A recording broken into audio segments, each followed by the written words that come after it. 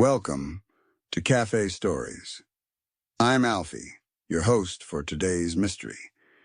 Today we find ourselves in 1936 at the windswept abbey of Mont Saint-Michel, where Hercule Poirot and Captain Hastings encounter a seemingly impossible murder amid ancient manuscripts and scholarly secrets in a murder of crows at Mont Saint-Michel. Before we begin, I would love to know where in the world you are tuning in from today. Let me know in the comments. Pour yourself a cup of something warm. Let the mist of Mont Saint-Michel envelop you in its ancient secrets. And let's step into the mystery. A Murder of Crows at Mont Saint-Michel. Chapter 1, The Island of Shadows. The causeway stretched before us like a gray ribbon across the restless waters, leading to that extraordinary silhouette, which has haunted the imagination of men for 1,000 years. Mont Saint-Michel rose from the Norman sands, with all the medieval grandeur of a fairy tale, its Gothic spires reaching toward the October sky, as if to pierce the very heavens themselves. "Magnifique, is it not, Hastings?" remarked my friend Hercule Poirot, adjusting his overcoat against the salt-tinged breeze. The Abbey of Mont Saint-Michel. She has witnessed much history, that one. Much beauty, much devotion, and, I suspect, much darkness also. I shifted uncomfortably in my motor car seat, watching the ancient fortress grow larger as our driver navigated the narrow causeway. The tide was retreating, leaving dark pools of seawater scattered across the sand like mirrors reflecting the gray afternoon sky. Flocks of ravens wheeled about the abbey's towers, their harsh cries carried on the wind. "I must say, Poirot," I ventured, "this doesn't strike me as the sort of place one chooses for a restful holiday." "Rather gloomy, what?" Poirot's eyes twinkled with amusement. "Mais non, mon ami, sometimes the spirit requires not the sunshine of the Riviera, but the contemplation that comes with ancient stones and the rhythm of the tides. Besides," he added with a slight smile, "I have been invited to observe something most interesting, the decoding of a medieval manuscript of considerable importance." Our driver, a weathered Breton with hands gnarled from years of fishing, glanced at us in his mirror. "You gentlemen are here for Professor Blackwood's gathering, then?" he asked in accented English. "Strange business, if you ask me. All these learned folk poking about in old books, muttering about curses. The island doesn't like to have her secrets disturbed." "Curses?" I inquired, raising an eyebrow. The driver shrugged. "The old stories, monsieur. They say the abbey guards its mysteries jealously. The crows, they are the island's watchers. When too many strangers come seeking what should remain hidden." He left the sentence hanging ominously. Poirot made a small sound of interest. "And what, precisely, should remain hidden?" "The Codex Corvus," the driver replied, lowering his voice. "The Book of Ravens, they call it. Medieval manuscript full of dark tales.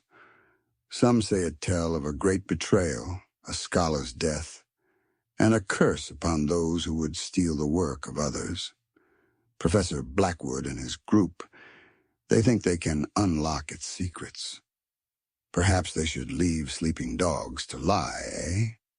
We had reached the abbey's outer walls, and our conversation was interrupted by the appearance of a tall, distinguished gentleman with silver hair and piercing blue eyes. He approached our vehicle with the confident stride of one accustomed to commanding attention. "Professor Blackwood, I presume?" Poirot inquired as we alighted from the motor car. "Indeed, Monsieur Poirot. Edmund Blackwood at your service." The professor's handshake was firm, his voice carrying the cultured tones of Cambridge.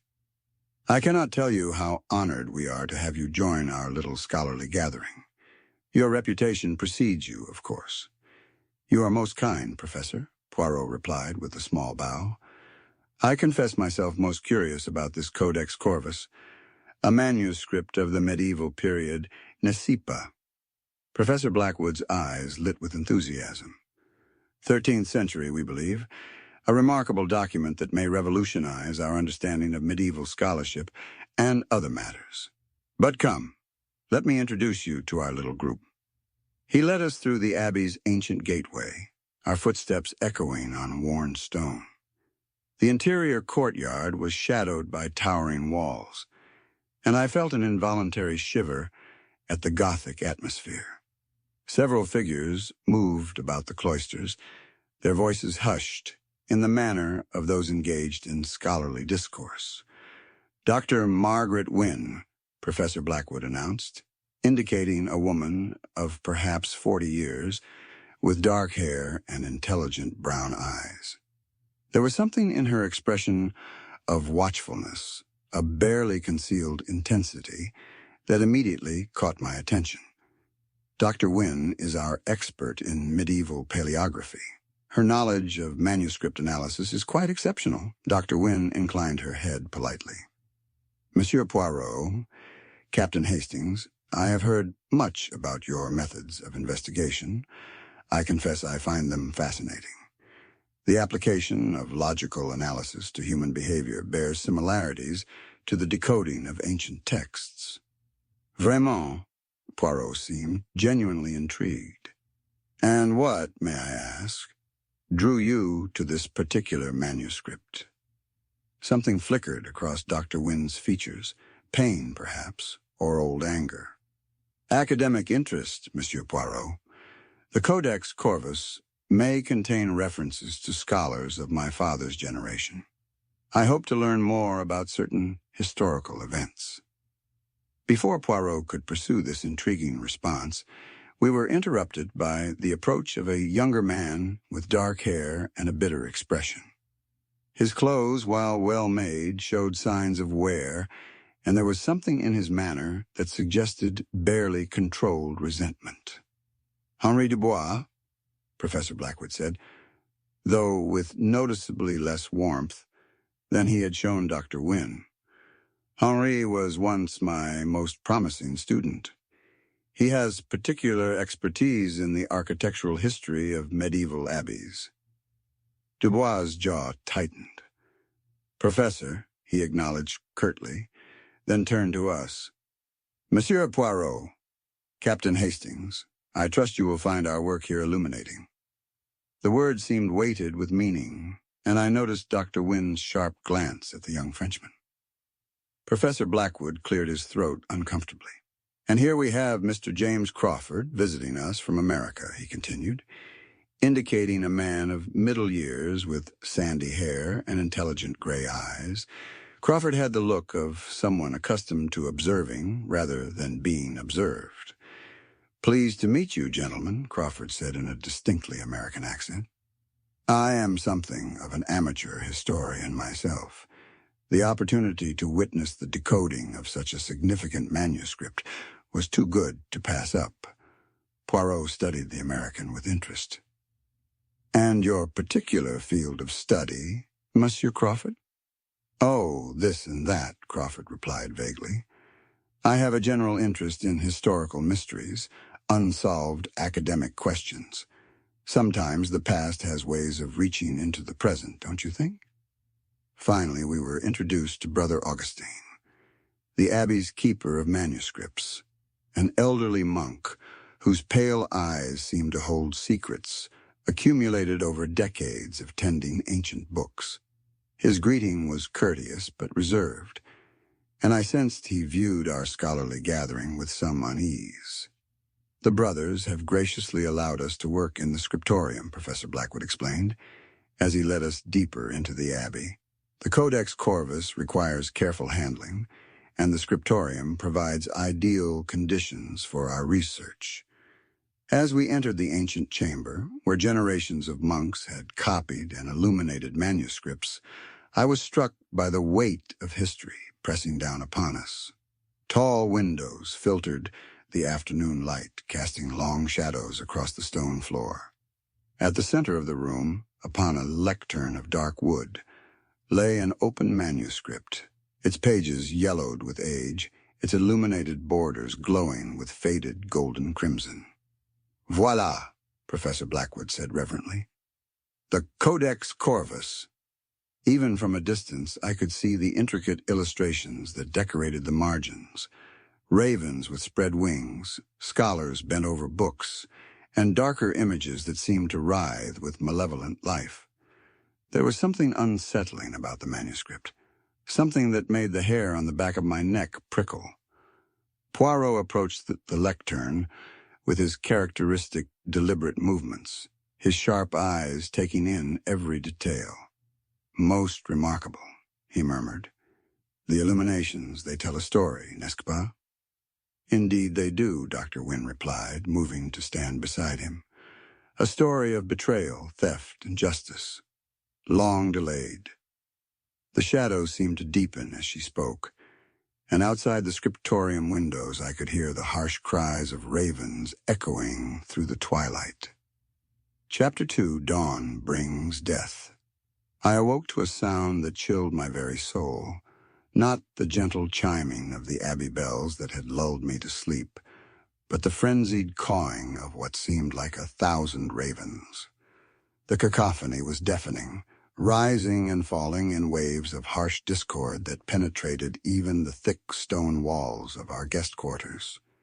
Glancing at my pocket watch, I saw that it was barely past dawn, 5:30 in the morning. The gray October light filtering through the narrow window held that peculiar quality of early morning at the seaside, neither fully dark nor properly bright. I dressed hastily and made my way to Poirot's chamber, finding my friend already fully clothed and standing at his window, his face grave with concentration. "Mon Dieu, Hastings," he murmured, without turning around. "Listen to those birds. It is most extraordinary, n'est-ce pas? In all my years I have never heard such a disturbance from the creatures of the air." "Perhaps it's the weather," I suggested, joining him at the window. "The wind has picked up considerably since last evening." But even as I spoke, I knew my explanation was inadequate. The ravens were not simply agitated by wind or weather. Their cries held something approaching hysteria, as if they had witnessed something that violated the natural order of their ancient domain. "We must investigate," Poirot declared, reaching for his overcoat. When nature herself protests so vehemently, Poirot, he pays attention. We made our way through the Abbey's corridors, our footsteps echoing hollowly in the pre-dawn stillness. The sound of the ravens grew ever louder as we approached the main courtyard, and when we finally emerged into the open air, the sight that greeted us was both magnificent and terrible. The sky above Mont Saint-Michel was black with birds, hundreds upon hundreds of ravens wheeling and diving around the Abbey's highest spire. They formed a dark living cloud against the pale morning sky, their cries rising to an almost deafening crescendo. And there, silhouetted against this avian maelstrom, was a sight that made my blood run cold. A human figure was impaled upon the iron cross that crowned the Abbey's tallest tower, spread eagled against the morning sky like some grotesque scarecrow. Even from the courtyard below, there could be no doubt that the person was dead. The unnatural positioning of the limbs, the absolute stillness amidst the chaos of the circling ravens, spoke eloquently of mortality's final victory. "Sacre bleu," Poirot breathed, his sharp eyes fixed upon the horrible spectacle above. "But this, it is impossible. How could anyone have reached such a height? And why? Why do they arrange the body in such a manner?" Other members of our scholarly party had begun to emerge from their quarters, drawn by the unearthly clamor of the ravens. Dr. Wynne appeared first, her dark hair hastily pinned, and her face pale with shock as she followed our gaze upward. "Dear God," she whispered, her hand flying to her throat. Is that Professor Blackwood?" Henri Dubois materialized at her side, his bitter expression replaced by one of genuine horror. "It cannot be," he said hoarsely. How could anyone have climbed to such a place? The spire.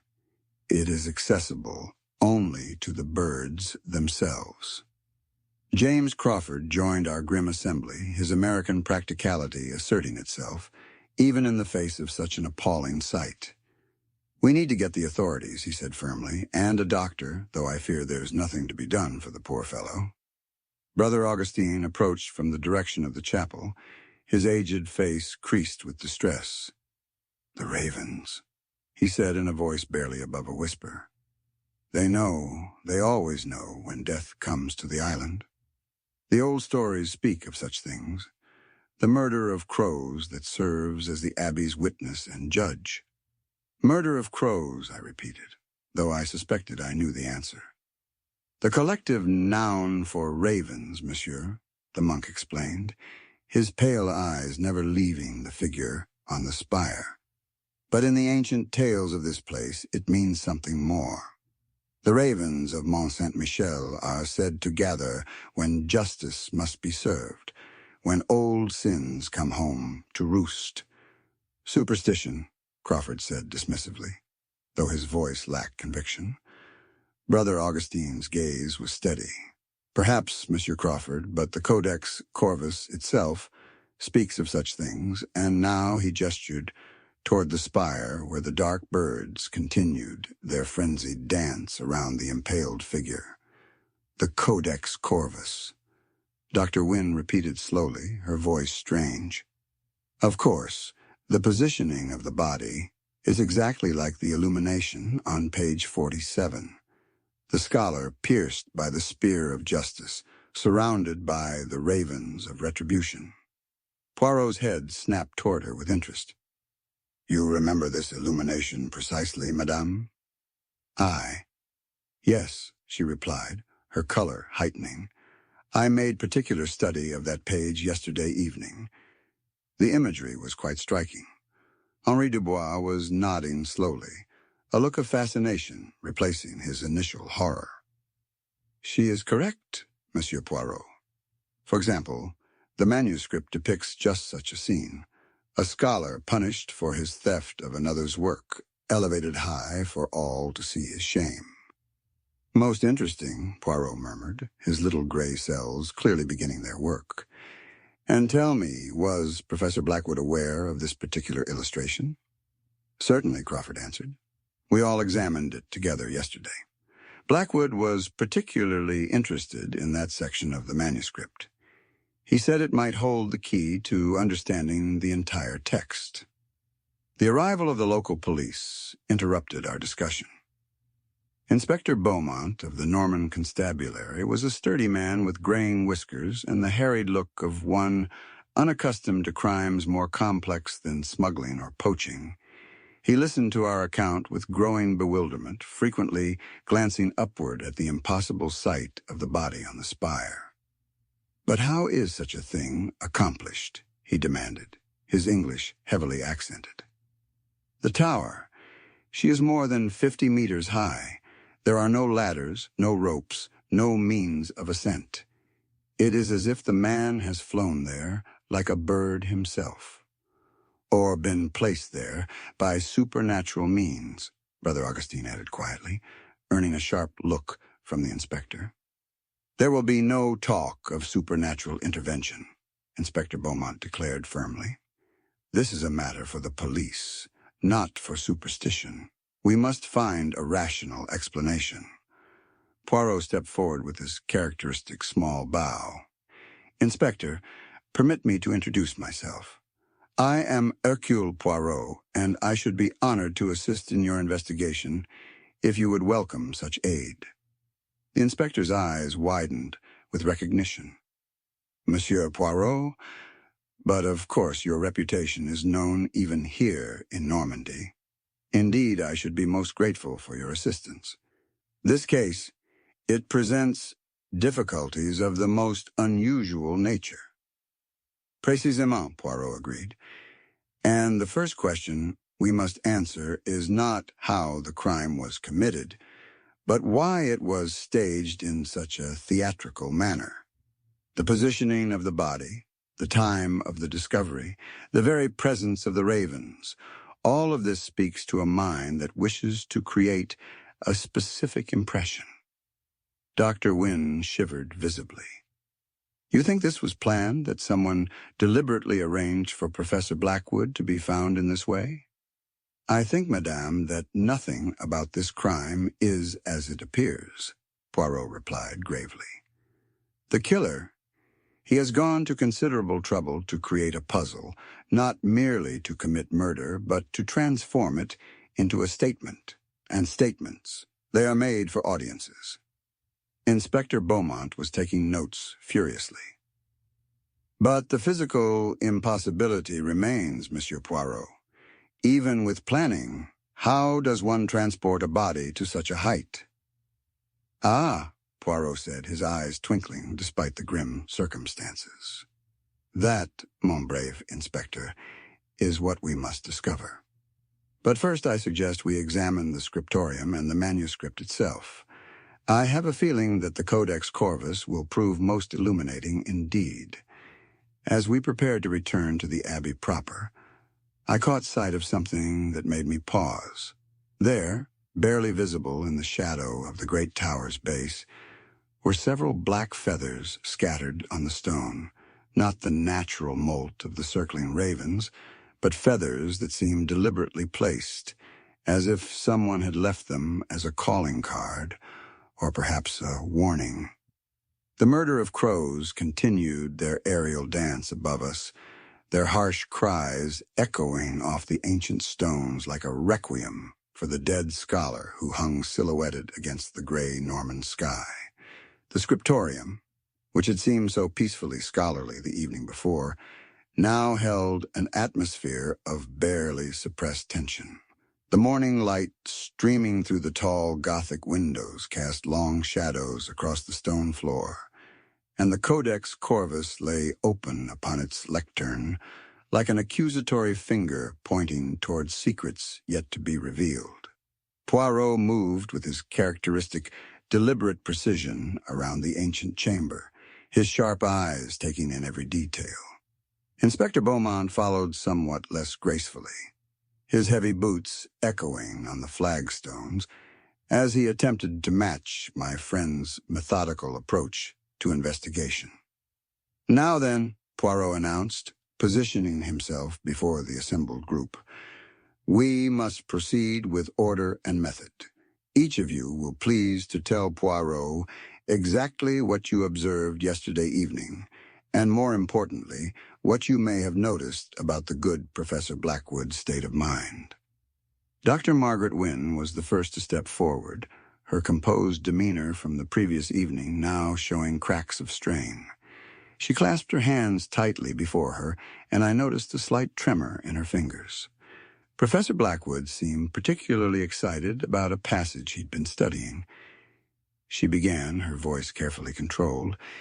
He claimed it might revolutionize our understanding of medieval academic practices. He was quite animated about it, and this passage, it concerned what precisely?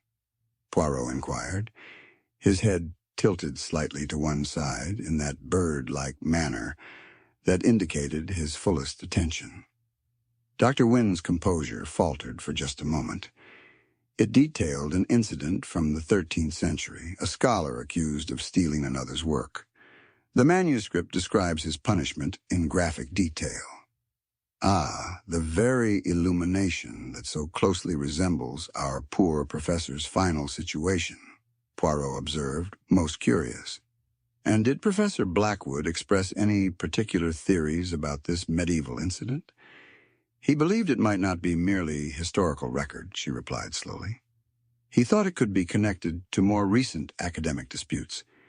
He mentioned something about patterns repeating themselves across the centuries.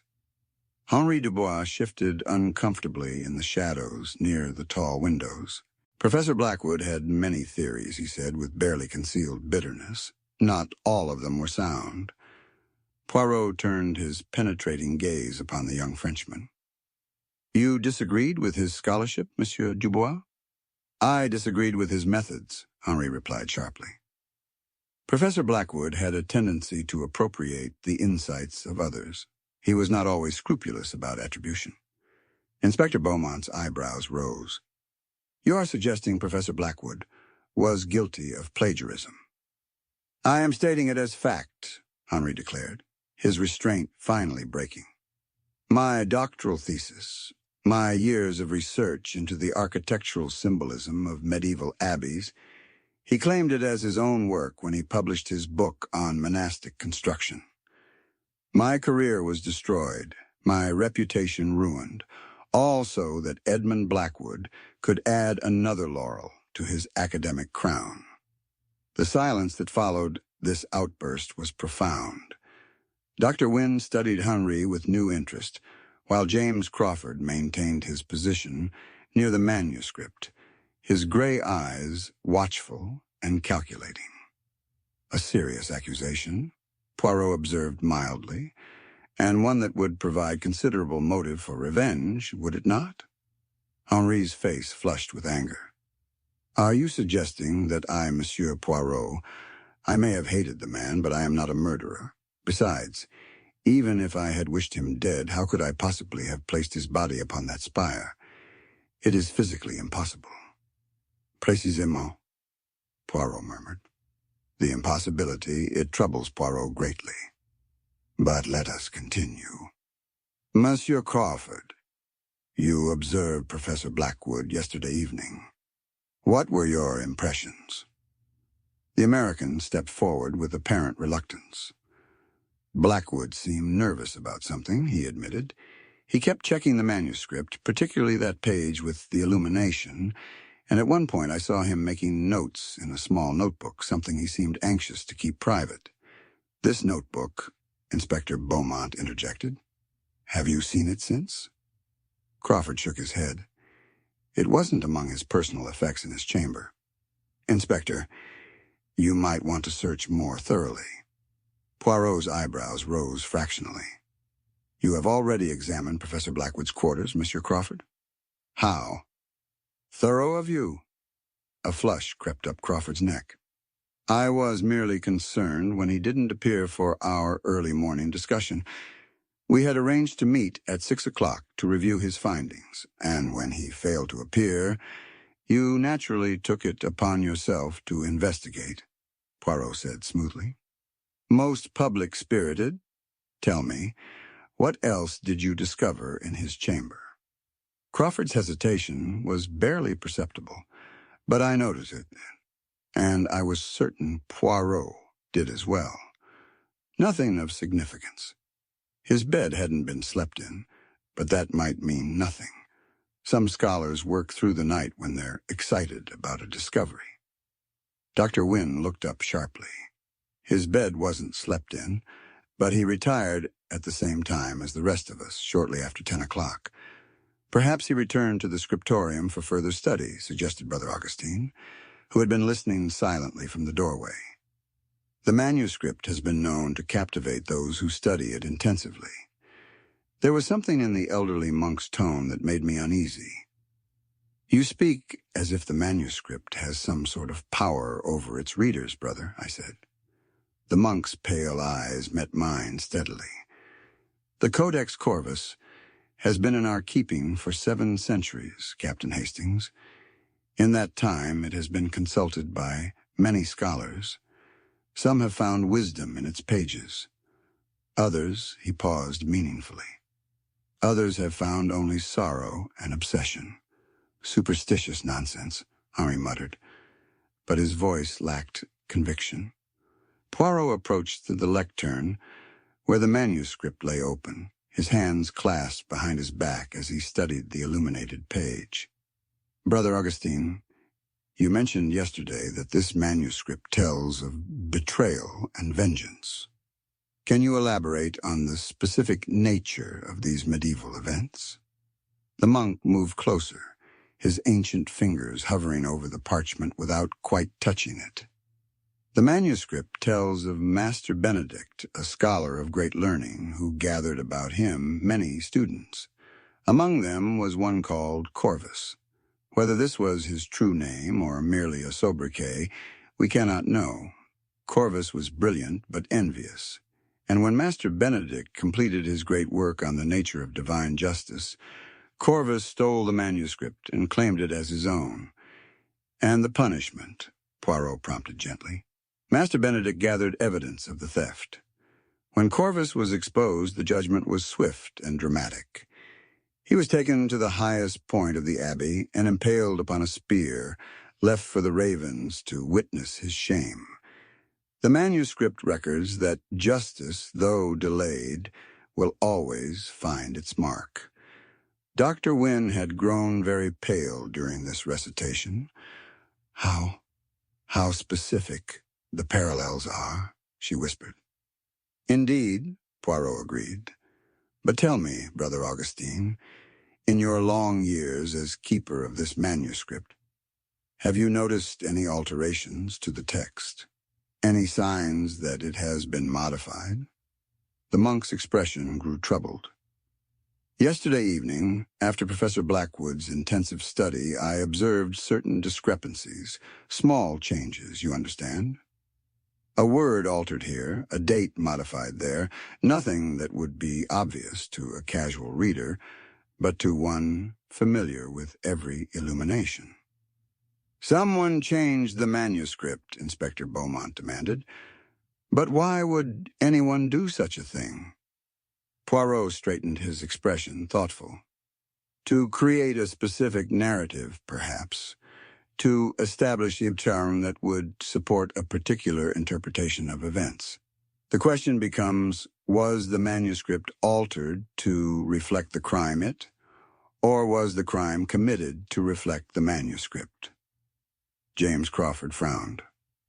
"You're suggesting that someone planned this murder specifically to mirror the medieval account." "I am suggesting, Monsieur Crawford, that we are dealing with a mind that thinks in terms of historical precedent and symbolic justice. Our killer is not merely seeking to eliminate Professor Blackwood. They wish to make a statement about academic integrity, about the consequences of intellectual theft." Dr. Wynne's hands were trembling now, but who among us would have the knowledge to alter a medieval manuscript so skillfully? Such work requires considerable expertise in paleography and medieval Latin. The question hung in the air like incense, heavy with implication.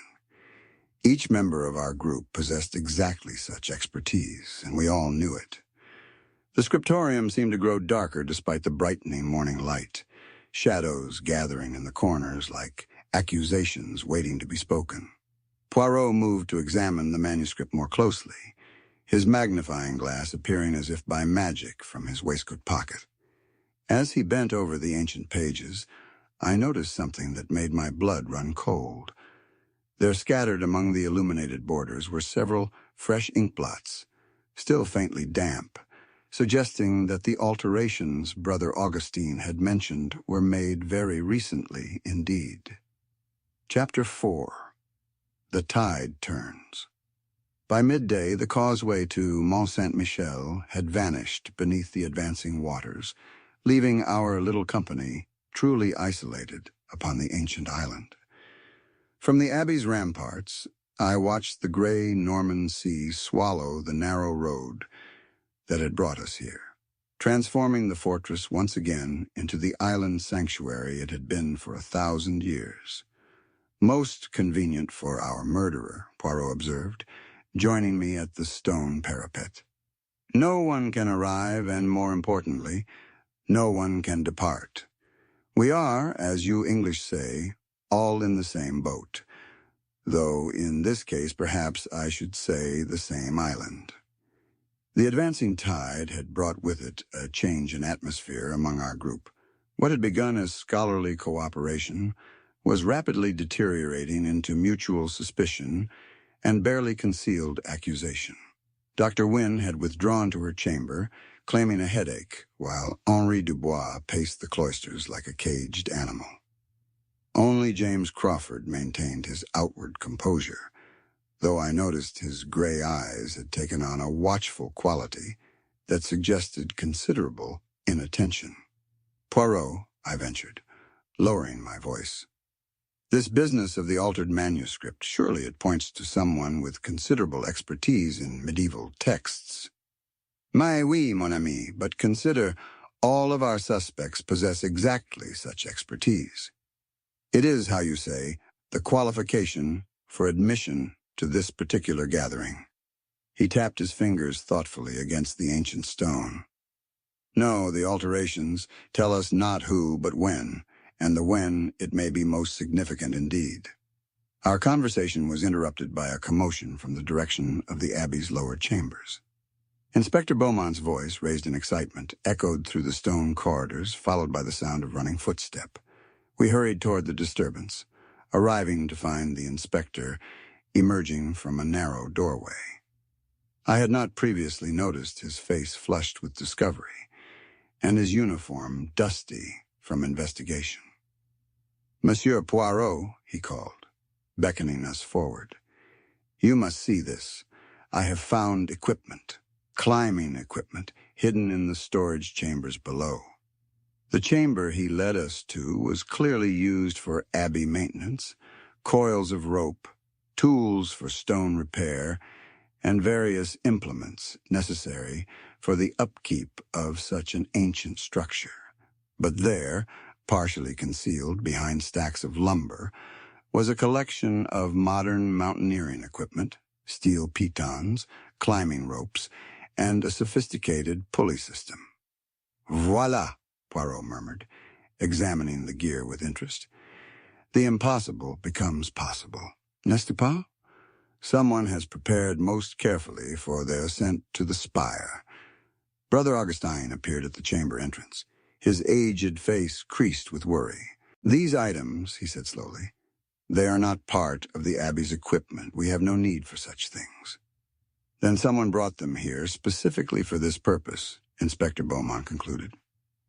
"But when and how did they gain access to these storage areas?" "The Abbey is not locked during the day," Brother Augustine explained. "Pilgrims and visitors come and go freely. Anyone familiar with the building could have concealed these items here."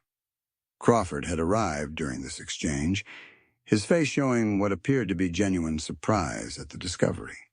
Climbing equipment?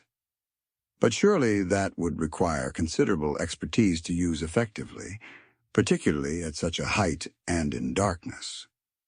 "An interesting observation, Monsieur Crawford," Poirot said mildly. "You speak as one familiar with such activities?" A slight flush colored the American's features. "I've done some climbing in the Rockies, nothing as technical as this would require, but enough to recognize professional-grade equipment when I see it." Henri Dubois appeared next, drawn by our voices. His reaction to the climbing gear was markedly different. His face went pale, and I noticed his hands clench involuntarily at his sides. "Henri," Poirot observed, "you seem disturbed by this discovery. Perhaps you, too, have experience with mountaineering." Yes," Henri admitted reluctantly. "During my architectural studies, I spent considerable time examining the construction of cathedral spires and bell towers. One learns to adapt to heights." "How convenient!" Dr. Wynn's voice came from behind us. She had appeared, silently, her earlier indisposition apparently forgotten. "It seems we have several potential climbers among our group."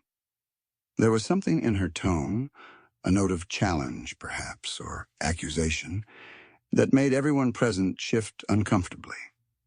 The discovery of the climbing equipment had transformed theoretical possibility into practical reality, and suddenly, the impossible murder seemed all too achievable. "We must examine this equipment for fingerprints," Inspector Beaumont declared, though his tone suggested he held little hope of useful results.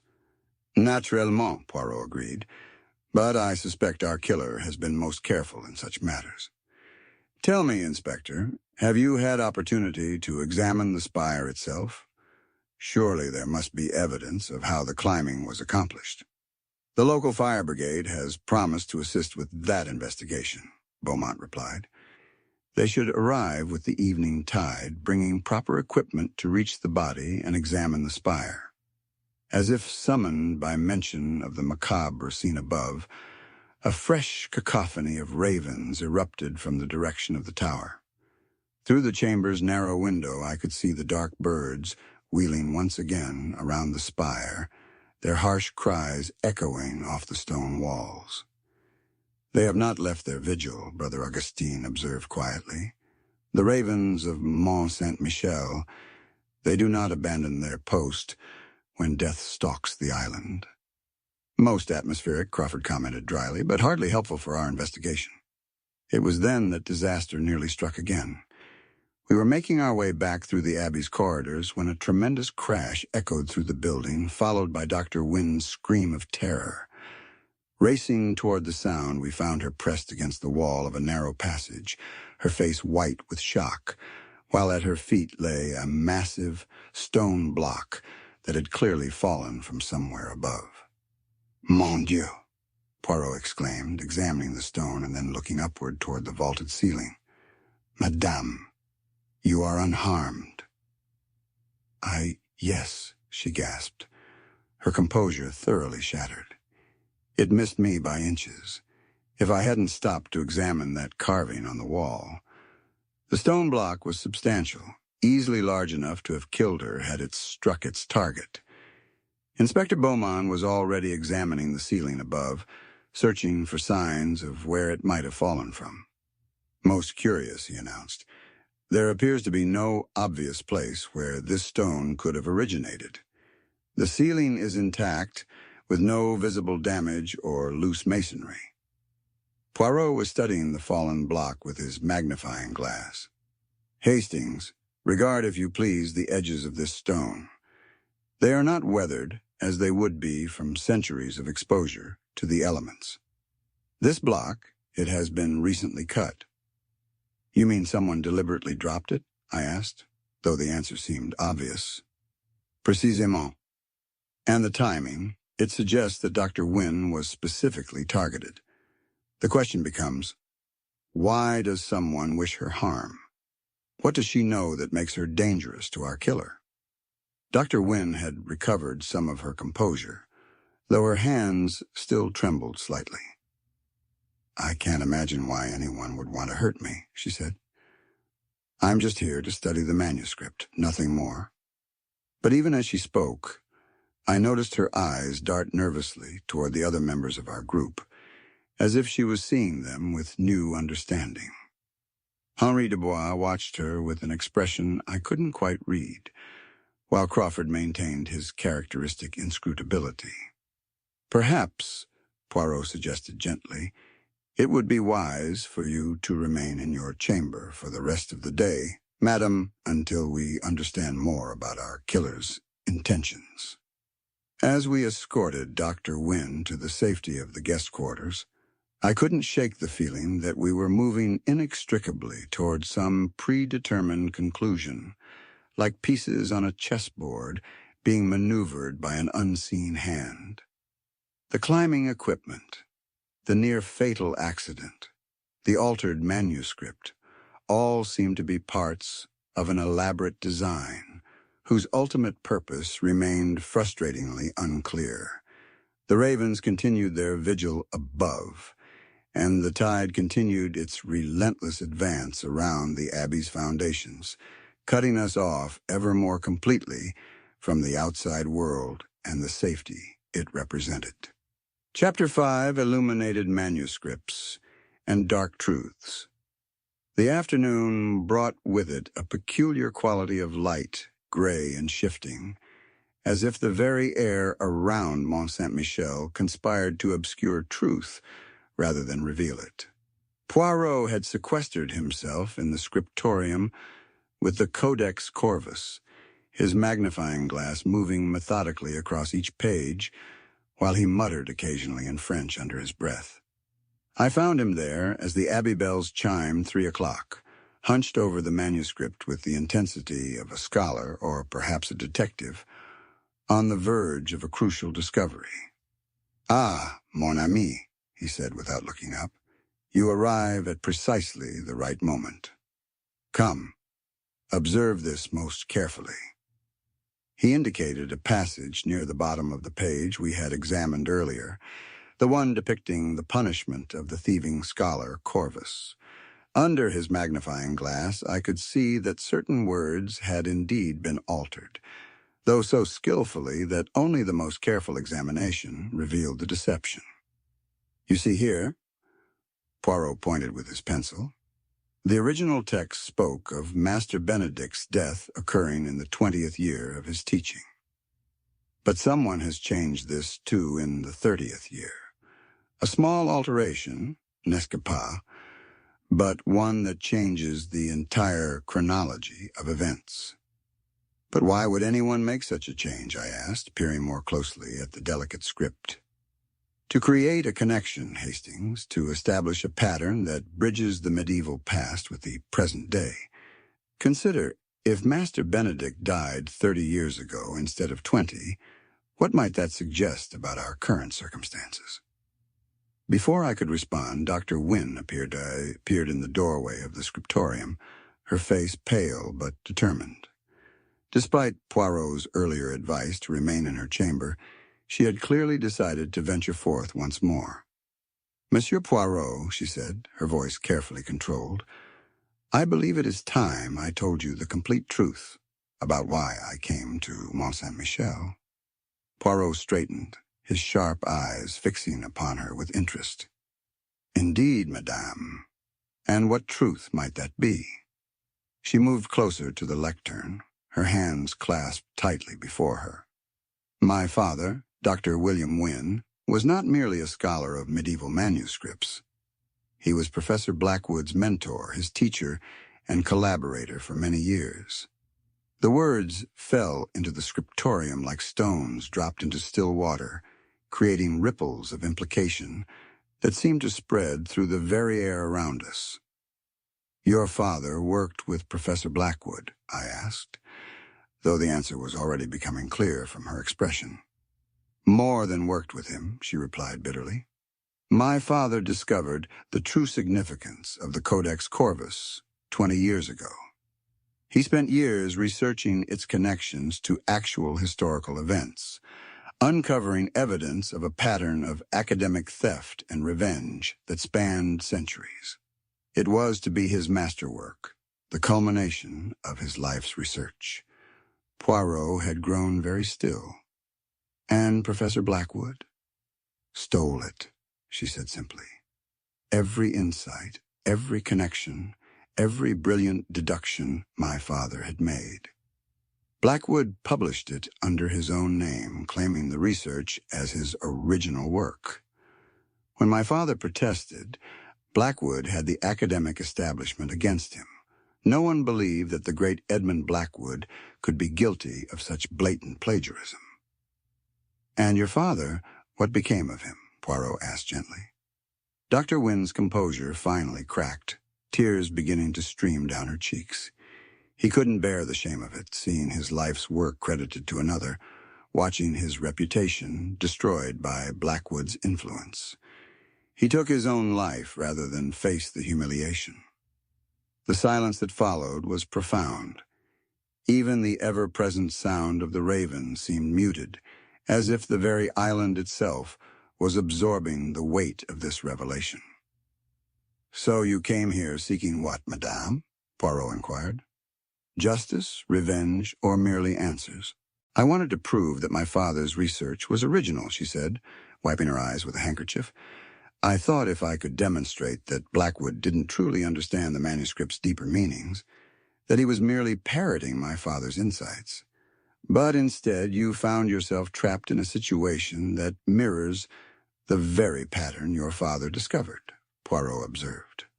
"Most ironic and most dangerous for you personally." It was then that James Crawford appeared, having apparently been listening from the corridor. His usually composed demeanor showed signs of strain, and I noticed his hands were slightly unsteady. "Miss Wynne," he said formally, "I believe I owe you an apology, and perhaps an explanation." She turned toward him with surprise. "Mr. Crawford, my name is indeed James Crawford, but I'm not simply an amateur historian. I am an investigative journalist, and I came to Mont Saint-Michel specifically to expose Professor Blackwood's history of plagiarism. He paused, seeming to gather courage. Your father's case was not the only one. Blackwood had made a career of stealing other scholars' work. Poirot's eyebrows rose with interest. Indeed. And how many such cases have you documented, Monsieur Crawford? At least 6 over the past 25 years, Crawford replied grimly. Brilliant researchers who had their work stolen, their careers destroyed, their reputations ruined. Some, like Dr. Wynne's father, never recovered from the betrayal. Dr. Wynne stared at him in amazement. You knew about my father? You knew what Blackwood had done to him? It was one of the cases I was investigating, yes. I had hoped to interview Blackwood here, to confront him with the evidence I'd gathered. I wanted to force him to admit publicly what he had done to all those scholars whose work he'd appropriated. Henri Dubois chose that moment to join our increasingly crowded gathering, his bitter expression suggesting he had overheard much of the conversation. So, he said with dark satisfaction, I was not the only victim of the great Professor Blackwood's intellectual theft. How comforting to know I had such distinguished company in my misery. Henri, Dr. Wynne said softly, I had no idea that you too had suffered at his hands. Suffered? Henri laughed harshly. He destroyed my life as thoroughly as he apparently destroyed your father's. The difference is that I chose to live with the humiliation rather than escape it. The weight of accumulated grievances seemed to press down upon the scriptorium like a physical force. Here were 3 people, each with compelling reasons to hate Professor Blackwood, each with the knowledge and opportunity to have committed the elaborate murder that had transfixed the Abbey. Poirot studied each face in turn, his little gray cells clearly working furiously to process these revelations. Most interesting, he murmured. We have established motive in abundance, but motive alone does not create a murderer. There must be opportunity, means, and above all the particular mindset that would conceive such a theatrical crime. Brother Augustine appeared in the doorway, his ancient features grave with concern. Forgive the interruption, he said quietly, but I felt you should know I have discovered additional alterations to the manuscript. Changes made not yesterday evening, but this very afternoon, while we were investigating the climbing equipment. The implications of this statement hit us all simultaneously. Someone had returned to the scriptorium during our absence, and continued their methodical alteration of the ancient text, even after Professor Blackwood's murder. What manner of changes? Poirot demanded, his voice sharp with intensity. Passages concerning justice delayed but not denied, Brother Augustine replied solemnly. And most disturbing, new text that appears to prophesy additional deaths among those who profit from stolen wisdom. Dr. Wynne went very pale. Additional deaths? But surely the killer has achieved their purpose with Professor Blackwood's murder. Perhaps, Poirot said thoughtfully, or perhaps Professor Blackwood was merely the first name on a very long list of intended victims. The ravens outside chose that moment to erupt once again into their harsh cries, as if they too sense that the murder at Mont Saint-Michel was far from finished. The manuscript lay open before us, its illuminated pages seeming to pulse with malevolent life, while somewhere in the ancient abbey's shadows, a killer continued their methodical work of rewriting both history and justice to suit their own dark purposes. Chapter 6, Confessions of the Guilty. The storm that had been threatening Mont Saint-Michel all day finally broke as evening approached, sending sheets of rain against the ancient windows and howling through the abbey's corridors with the voice of 1,000 tormented souls. We had gathered in the scriptorium once more, drawn together by circumstances none of us could control, and secrets that demanded revelation. Poirot stood before the assembled group like a conductor, preparing his orchestra, his eyes moving from face to face with that peculiar intensity that indicated his mind was working at its highest pitch. The Codex Corvus lay open between us, its illuminated pages seeming to flicker in the uncertain candlelight that supplemented the Abbey's electric lamps. "Mes amis," Poirot began, his voice cutting through the sound of the storm. "We have reached the point where truth must be separated from deception, where motive must be distinguished from opportunity, and where the guilty must be separated from the merely unfortunate." Henri Dubois shifted restlessly in his chair, his dark eyes reflecting the candlelight like those of a trapped animal. The revelations of the afternoon had clearly affected him profoundly, and I could see the internal struggle written across his features. "Monsieur Poirot," Henri said suddenly, his voice tight with emotion, "I can no longer bear this charade. You speak of guilt and innocence, but I am neither entirely innocent nor entirely guilty." Inspector Beaumont straightened in his chair. "What do you mean by that, Monsieur Dubois?" Henri rose from his seat and began pacing before the tall windows, his reflection ghost-like in the rain-streaked glass. "I mean that I planned Professor Blackwood's death.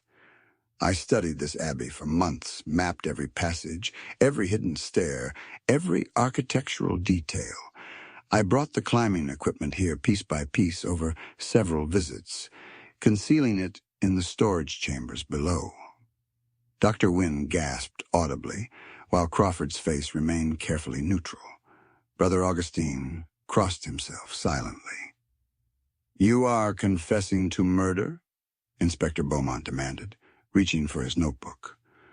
"I am confessing to planning a murder," Henri corrected, his voice growing stronger. "But I did not execute that plan. Someone else did. Someone who knew exactly what I intended and used my preparations for their own purposes." Poirot's eyes gleamed with interest. "Most fascinating. Continue, if you please." Henri turned away from the window, his face haggard but determined. "Last night I could not sleep. The thought of finally confronting Blackwood, of making him pay for what he had done to my career, it consumed me. At approximately 2 o'clock this morning, I made my way to the storage chambers to retrieve the climbing equipment, and Poirot prompted gently. "It was gone," Henri said simply. "All of it. The ropes, the pitons, the pulleys, everything I had so carefully hidden over the past months had vanished. Someone had discovered my cache and taken it for their own use." The silence that followed was broken only by the drumming of rain against stone and the distant cry of ravens sheltering from the storm. "Did you see anyone? Hear anything that might indicate who had taken your equipment?" Inspector Beaumont asked. Henri shook his head. "Nothing. I searched the abbey as thoroughly as I dared, but found no trace of the gear. It was as if it had simply evaporated. Yet this morning we discovered the equipment in the very chambers where you claim to have hidden it," Poirot observed. "How do you explain this apparent contradiction?" "Someone returned it after using it for the murder," Henri replied. "They wanted it to be found, wanted me to be implicated in Blackwood's death. Don't you see? I've been manipulated from the beginning. My hatred, my knowledge of the Abbey, my careful preparations, all of it used by someone else to commit the perfect crime." Dr. Wynne leaned forward, her face pale but intent. "Henri, if what you are saying is true, then the real killer knew about your plans. They must have been watching you, studying your movements." "Précisément," Poirot agreed. "The question becomes, who among our little group would have had the opportunity to observe Monsieur Dubois so closely?" Who could have discovered his preparations and appropriated them for their own use? Crawford cleared his throat uncomfortably. I must admit, I had noticed Henri's unusual interest in the Abbey's architecture during our previous visits. He spent considerable time examining the tower structure, asking detailed questions about access routes to the upper levels. You are watching me? Henri demanded, his voice sharp with accusation. I was watching everyone, Crawford replied evenly. As an investigative journalist, I've learned to observe behavioral patterns, to notice when people are concealing their true intentions. Your obsession with Blackwood was obvious. Brother Augustine spoke for the first time since Henri's confession began. I, too, noticed Monsieur Dubois' frequent examinations of the Abbey's structure, but I assumed it was merely scholarly interest in our architectural heritage. How convenient, Dr. Wynne said softly, and there was something in her tone that made everyone turn to look at her. Everyone was watching Henri. Everyone knew of his hatred for Blackwood. Everyone could have anticipated his plans. Poirot studied her with renewed interest. You sound as if you speak from personal knowledge, madame. Dr. Wynne's composure began to crack under his penetrating gaze. I simply meant that Henri's feelings were hardly a secret. We all knew how Blackwood had destroyed his career. Indeed, Poirot murmured, but knowledge and action are two very different things. Tell me, madame, during your own visits to the Abbey, for I suspect this was not your first time here, did you too notice Monsieur Dubois' unusual interest in the architecture? My own visits, she repeated, her voice rising slightly. I don't know what you mean. Come now, madame, a scholar of your expertise does not undertake such an important research project without considerable preliminary investigation. You would have visited Mont Saint-Michel several times to prepare for this gathering, would you not? Dr. Wynne's hands began to tremble. Yes. I made a few preliminary visits to familiarize myself with the Abbey's layout, to speak with Brother Augustine about the manuscript. And during these visits, you observed Monsieur Dubois' preparations, Poirot stated, rather than ask. You saw him hiding the climbing equipment, studying the tower structure, planning his revenge against Professor Blackwood. That's not I didn't, she began, then stopped abruptly as if realizing she had already said too much. Inspector Beaumont was scribbling furiously in his notebook. Are you suggesting that Dr. Wynne knew of Monsieur Dubois' murder plot in advance? I am suggesting more than that, Poirot replied gravely. I am suggesting that Dr. Wynne not only knew of the plot, but decided to appropriate it for her own purposes. After all, why go to the trouble of planning a murder when someone else has already done the work for you? The storm outside seemed to intensify at that moment, lightning illuminating the scriptorium in stark theatrical flashes. Dr. Wynne had gone very pale, her breath coming in short, sharp gasps. You can't prove any of this, she whispered. You're simply guessing, making wild accusations based on speculation. Perhaps, Poirot acknowledged, but I think we shall find that the evidence supports more than mere speculation. Tell me, madame, what did you do with Professor Blackwood's missing notebook, the one Monsieur Crawford mentioned, the one containing his private thoughts about the manuscript's true significance? Dr. Wynne's eyes darted wildly around the room, seeking escape where none existed.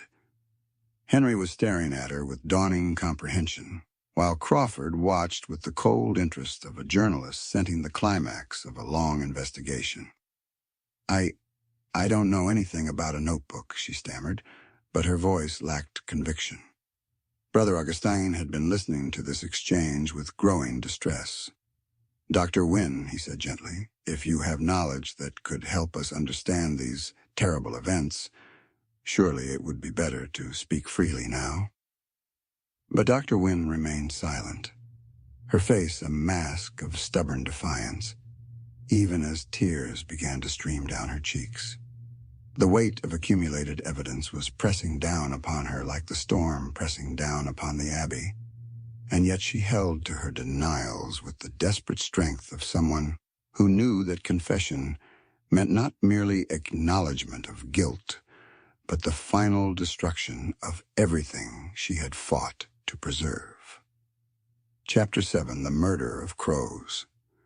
The storm reached its crescendo as Poirot led our small procession through the Abbey's winding corridors toward the tower that had witnessed Professor Blackwood's theatrical demise.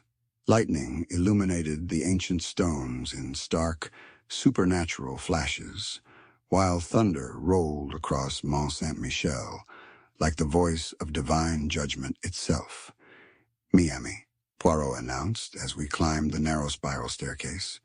"The time has come for Poirot to demonstrate how our killer accomplished the impossible, and more importantly, why they chose to do so in such an elaborate manner." Dr. Wynne followed reluctantly, her face pale and drawn in the flickering torchlight.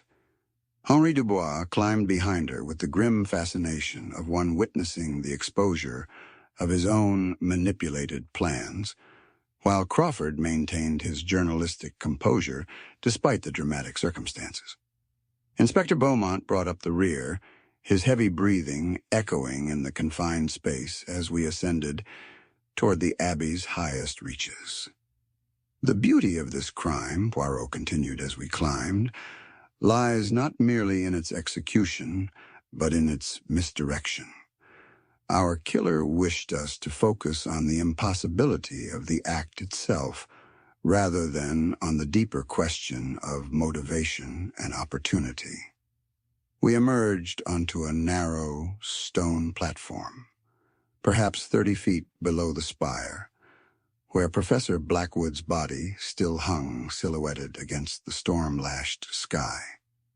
Here the full force of the wind and rain struck us, and I had to grip the stone parapet to maintain my balance. "Observe, if you please," Poirot shouted over the howling wind, pointing toward a series of iron rungs set into the tower's outer wall.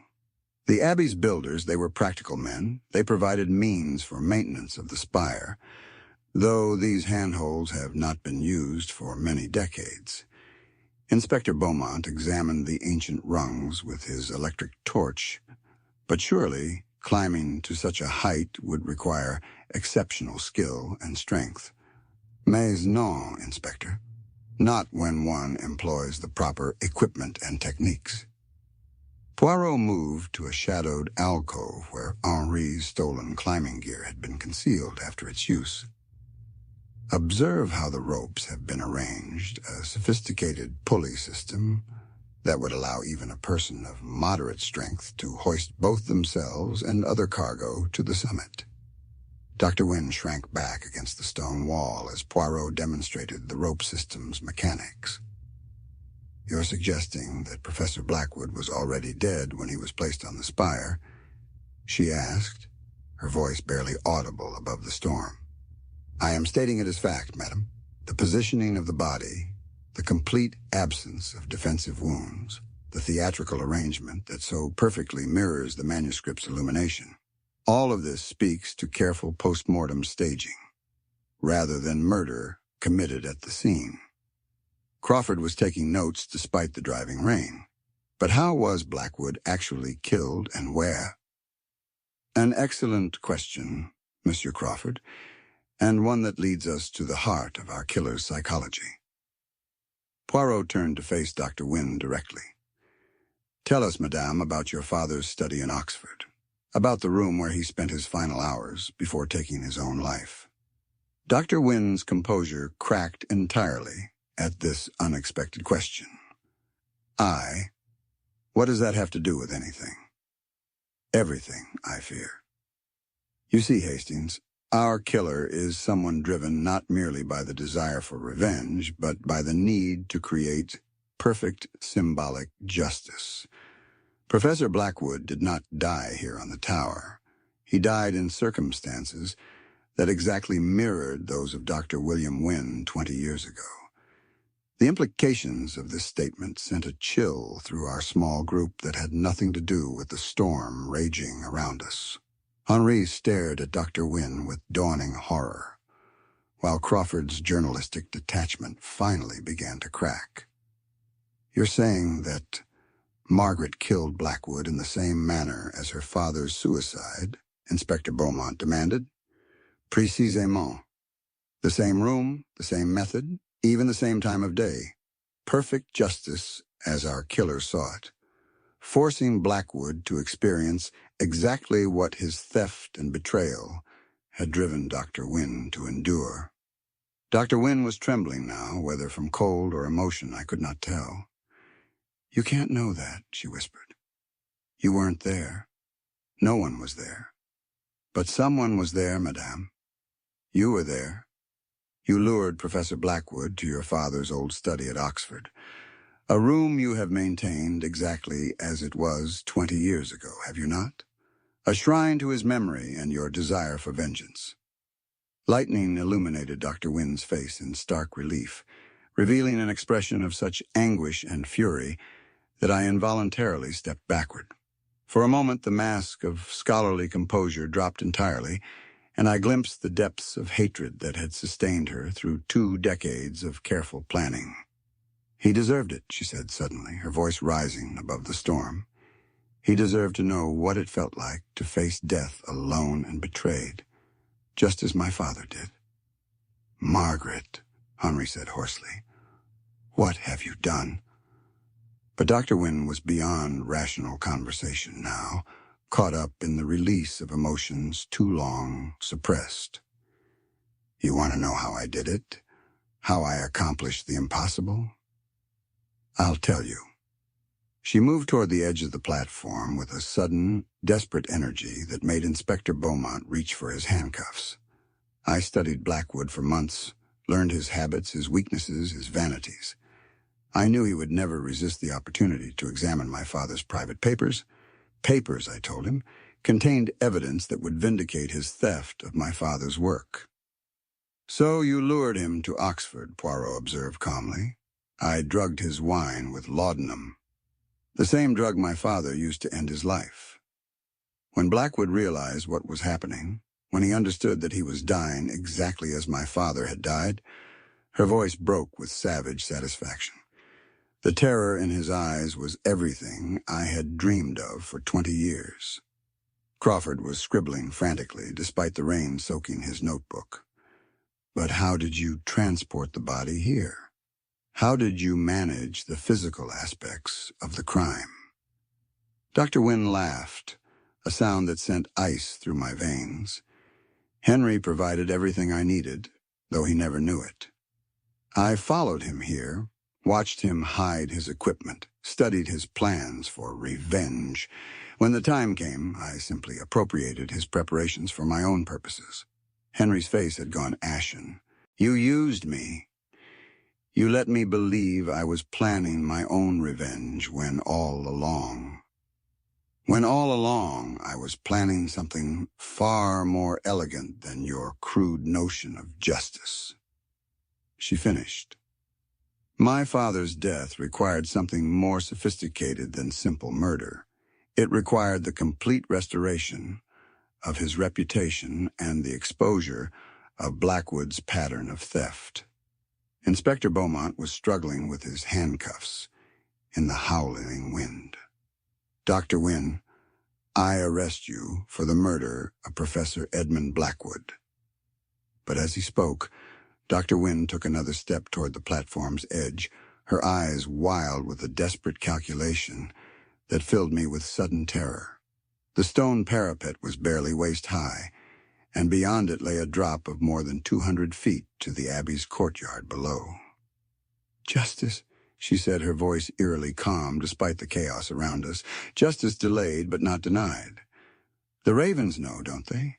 They've been waiting 20 years for this moment. And indeed, despite the raging storm, I could hear them, the harsh cries of the island's ancient guardians, circling endlessly around the tower where their vigil had begun with Professor Blackwood's death and would end only when the final accounting was complete." Chapter 8. Justice with the tide, the standoff on the tower platform lasted only moments, though it felt like an eternity, suspended between lightning and thunder, between confession and consequence. Dr. Wynne stood poised at the stone parapet's edge, the wild wind whipping her dark hair about her face, as she gazed down at the Abbey's courtyard far below. "Margaret," Henry called, desperately, "this will not bring your father back. This will not restore what was taken from him." "Won't it?" she replied, her voice eerily calm despite the chaos of the storm. "The manuscript will tell the true story now.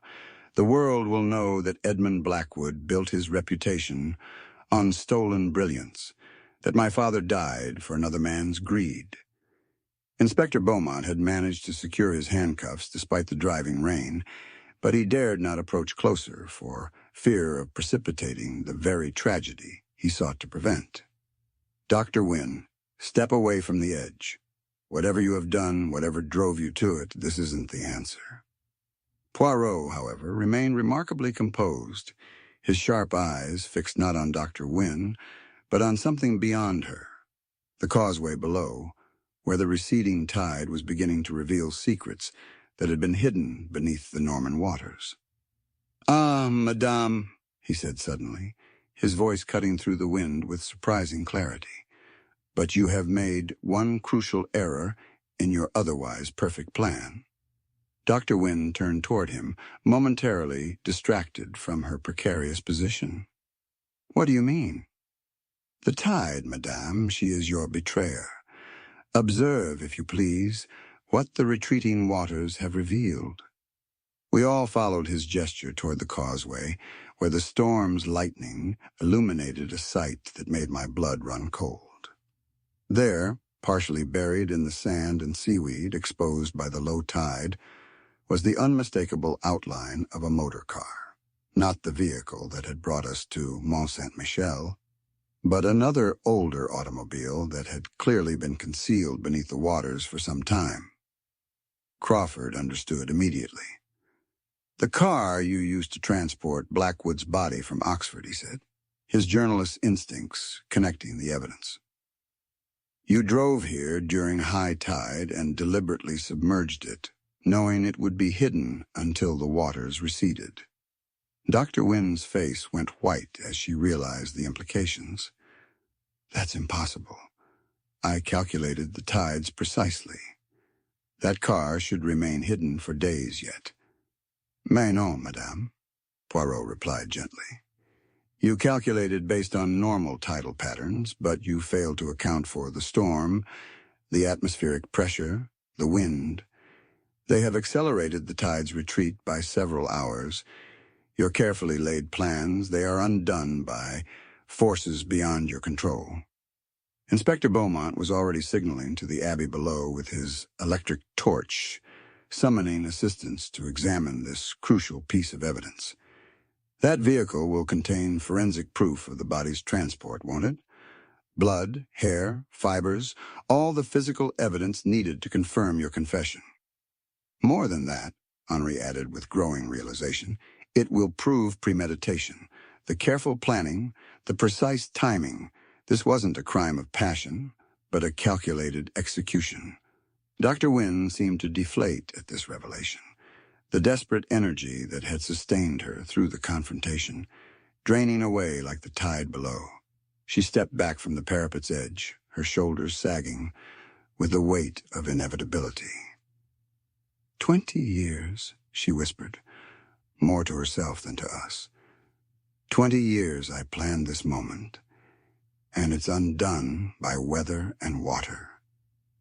Brother Augustine, who had remained silent throughout the dramatic confrontation, finally spoke. "Dr. Wynne, your father was a good man, a brilliant scholar who deserved better than the betrayal he suffered, but surely he would not have wanted his memory preserved through such violence." "You didn't know him," she replied bitterly. "You didn't see what Blackwood's theft did to him, the despair, the shame, the slow destruction of everything he believed in. Justice isn't always gentle, brother. Sometimes it requires blood."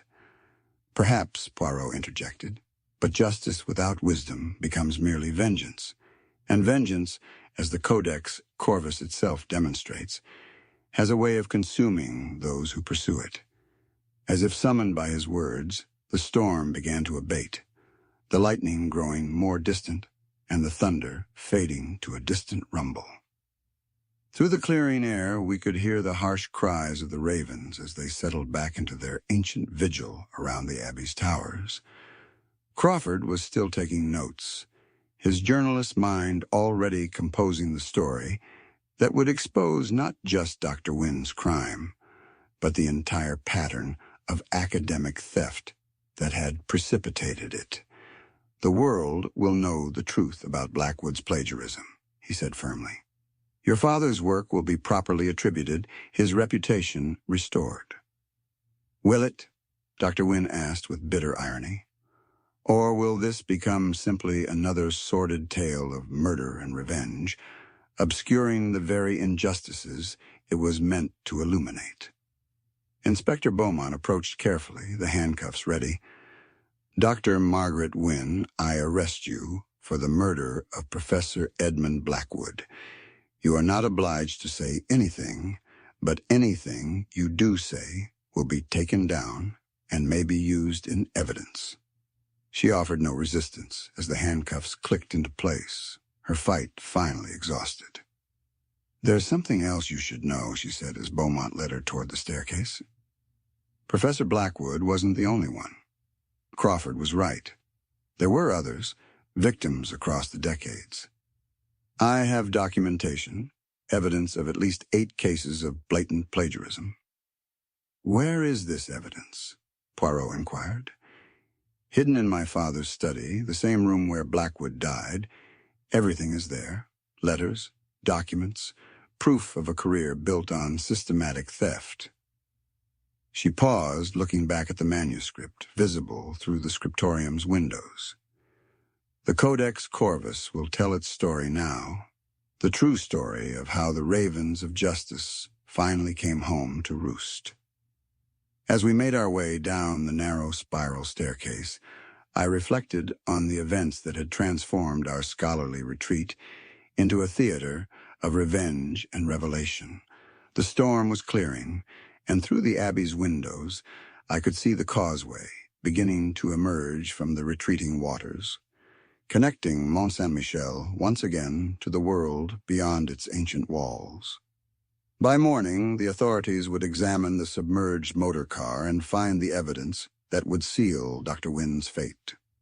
Henri Dubois would return to France, carrying the knowledge that his thirst for revenge had been manipulated and exploited, while James Crawford would write the story that would finally expose Edmund Blackwood's systematic plagiarism and restore the reputations of his many victims.